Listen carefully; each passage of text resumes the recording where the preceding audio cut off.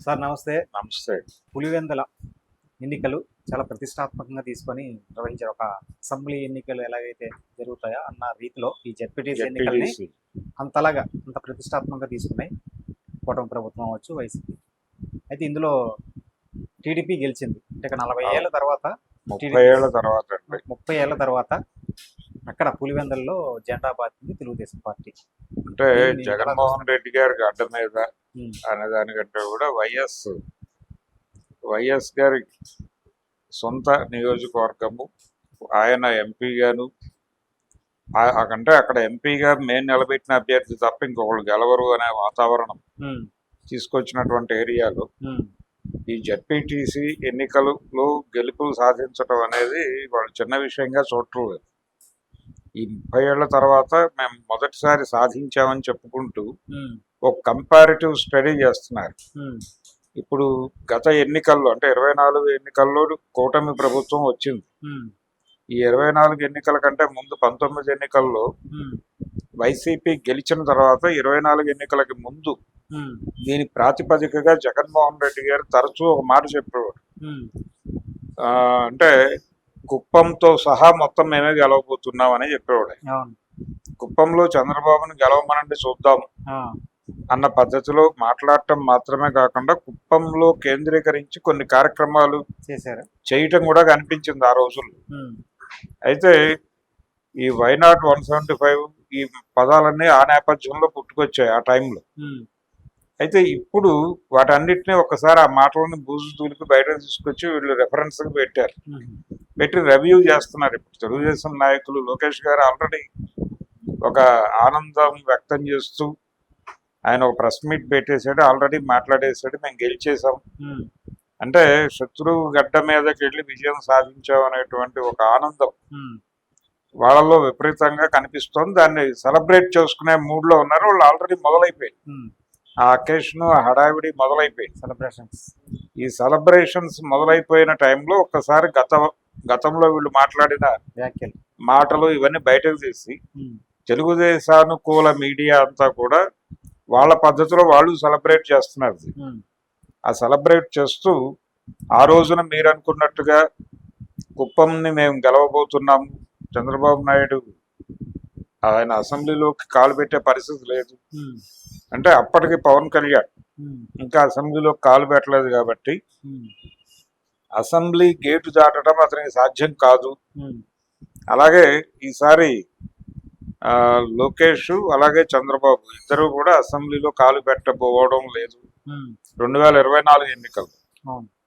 కాలు పెట్టబోవడం లేదు అన్న పద్ధతిలో మాటలు నడిచినాయి. ఉమ్, నడిచిన అవి రెఫరెన్స్ చూపిస్తూ మీకు సాధ్యం కాలేదు కానీ మేము సాధ్యం చేయబోతున్నాం, ఉమ్, దానికి ఇది శుభారంభం.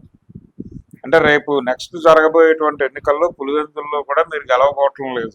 ఉమ్, పులివెందుల అలాగే కడప పార్లమెంటు అలాగే అసెంబ్లీ సెగ్మెంట్స్, కడప పార్లమెంటు నియోజకవర్గ పరిధిలో ఉన్నటువంటి అసెంబ్లీ కాన్స్టిట్యుయెన్సీస్ అన్నీ కూడా ఉమ్, మేమే ఊడ్చి టీడీపీ వైపుకి నడిపించబోతున్నాం ఉమ్, అన్న పద్ధతిలో వ్యాఖ్యానాలు నడుస్తున్నాయి. ఉమ్, దానికి ఇది శుభారంభము, అంకురార్పణ.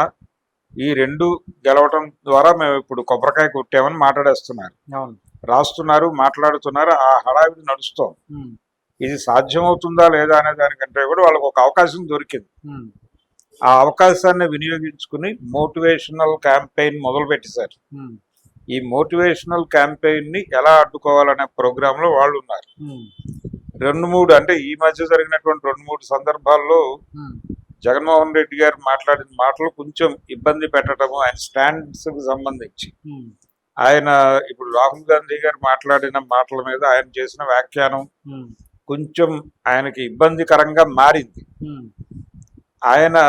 ఆయన ఆ సందర్భంగా రాహుల్ గాంధీ కామెంట్స్ లోకి చంద్రబాబుని ఇన్వాల్వ్ చేసిన పద్ధతి కూడా ఇబ్బందికరంగా మారింది. ఉమ్, దాని నుంచి పార్టీని బయటకు తీసుకురావడానికి ఒక ప్రయత్నం ఉమ్, జరుగుతోంది. పార్టీలో ఉన్నటువంటి కొంచెం మాట్లాడగలిగిన నాయకులందరూ ప్రస్తుతం ఆ పనిలో ఉన్నారు. ఉమ్, ఆ పనిలో ఉండగా ఇప్పుడు ఇది అదనపు భారంగా వచ్చింది వాళ్ళ మీదకి. ఉమ్, ఇప్పుడు దీన్ని కూడా చాలా జాగ్రత్తగా హ్యాండిల్ చేస్తూ అటాక్ చేయాల్సినటువంటి పరిస్థితి వచ్చింది వైసీపీ. అలాగే ఆ నియోజకవర్గంలో నిజంగానే ఏదైనా లోపం ఉందా, లేదు వీళ్ళు ఎలా సాధించారు అనేది ఒకసారి వెరిఫై చేసుకోవాల్సిన అవకాశం ఉంది. ఆ పని చేస్తాడు ఆయన అని అనుకుందాం. అంటే ఆల్రెడీ విమర్శలు మొదలైపోయినాయి, రిగ్గింగ్ ఇలాంటి మాటలు మొదలైపోయినాయి. ఒకవైపు ఓటర్ల జాబితాల మీద విపరీతంగా జాతీయ స్థాయిలో చర్చ జరుగుతున్న టైంలో ఈ ఎన్నికల్లో గెలవడంతో కొంచెం ఆ గాలిని ఇటు వాడుకుందాం అనే ప్రయత్నం ఒకటి జరుగుతోంది. కానీ అది వాడుకోవడానికి కూడా జగన్మోహన్ రెడ్డి చేసిన కామెంట్స్ ఇప్పుడు ఇబ్బందికరంగా మారినాయి వైసీపీ నాయకులకి. సో ఈ డైలమా మధ్య ఈ యుద్ధం ఎలా నడుస్తుంది అనేది ఒక క్యూరియాసిటీ ఐటమ్ గా మారింది ఏపీ రాజకీయాలు.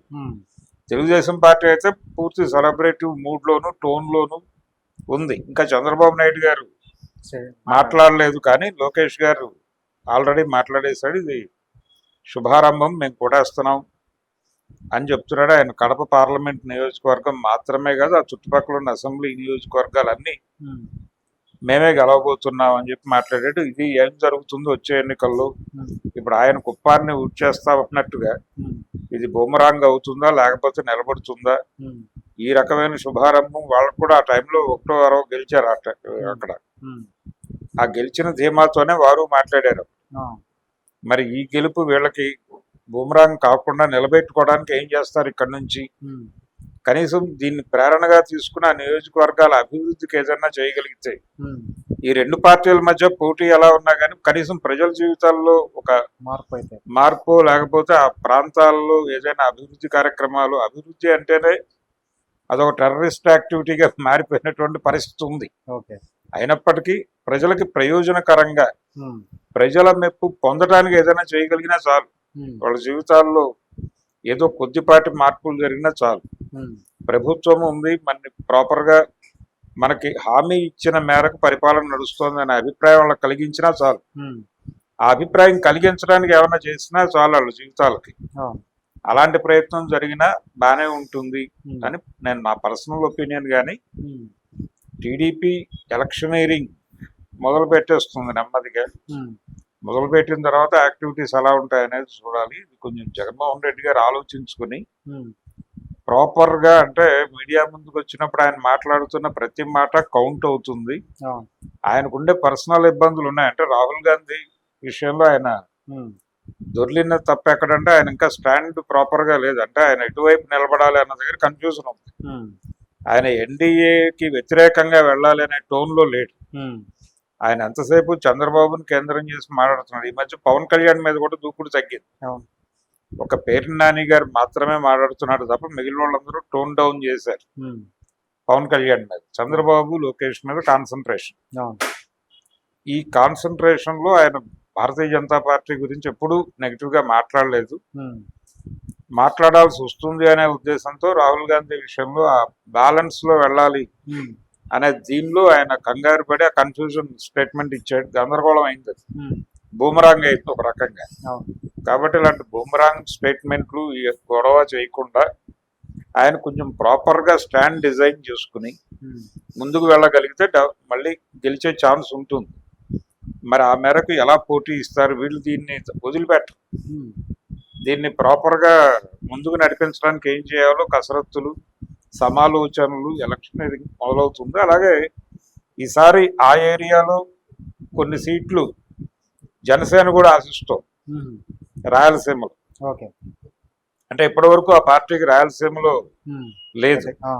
రేపు పొద్దున అది కనీసం రాష్ట్ర వ్యాప్త ప్రాంతీయ పార్టీ అనిపించుకోవటానికి ఒక స్టేటస్ కోసమైనా రాయలసీమలో 4 సీట్లు కావాలంట. అందుకని రాయలసీమలో కాన్సన్ట్రేట్ చేసి ఇప్పుడు ఈ దెబ్బతో వైసీపీ నుంచి ఎవరైనా బయటకు వచ్చే వాళ్ళు ఉంటే ఆ బయటకు వచ్చే వాళ్ళని జనసేనలోకి అట్రాక్ట్ చేసి జనసేనని స్ట్రెంగ్థెన్ చేసుకోవాలనే ప్రోగ్రామ్ ఒకటి జనసేనకు కూడా ఉంది.